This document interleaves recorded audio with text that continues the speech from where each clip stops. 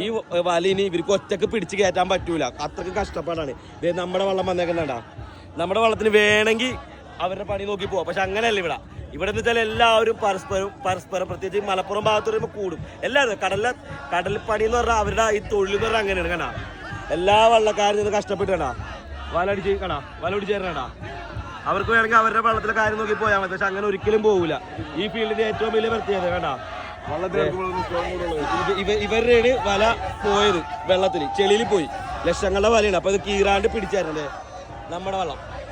ആദ്യം പോയി പിടിച്ച് നമ്മളുള്ളത് നമ്മുടെ ഇക്കമാരെല്ലാരും നിപ്പുണ്ട് കൊളലും. നമ്മള് വല കോരിട്ട് നടു നിവർത്തിയിട്ടില്ല കേട്ടാ. നമ്മുടെ വല ചെളിയിൽ പോയിട്ട് അതൊരു കണക്ക് നമ്മൾ പിടിച്ചിരുന്ന നടു നിവർത്തിയില്ല. എന്നിട്ടും പോയി നിക്കണോക്കിയേ കണ്ടാ നല്ല പണിയാണ്. എന്നിട്ട് കണ്ട ഇതല്ല ഒത്തൊരുമയിൽ നിന്നിട്ട് എല്ലാ വള്ളങ്ങളും വല പിടിച്ച് കയറ്റണം.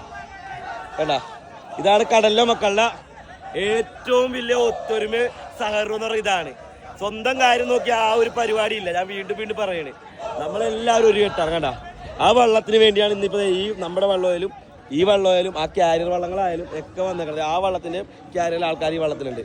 കണ്ടാ ഈ വല പിടിച്ച് കയറുന്ന ഒരു കാഴ്ച കാണണം. നല്ല കഷ്ടപ്പാടാ കേറാൻ, നല്ല കഷ്ടപ്പാടാണ്. കണ്ടാ പിടിച്ചു കയറണ്ടാ.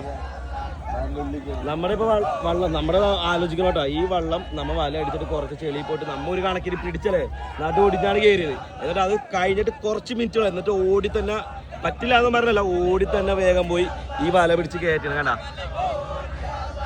നമ്മുടെ സ്രാങ്കും എല്ലാവരും ഉണ്ട് ഒരുമിച്ച് ഇത് പിടിച്ച് കയറണ. കണ്ടാ അപ്പൊ ഇതാണ് കടലിലെ മക്കളുടെ ഒത്തൊരുമ സഹകരണം കേട്ടാ.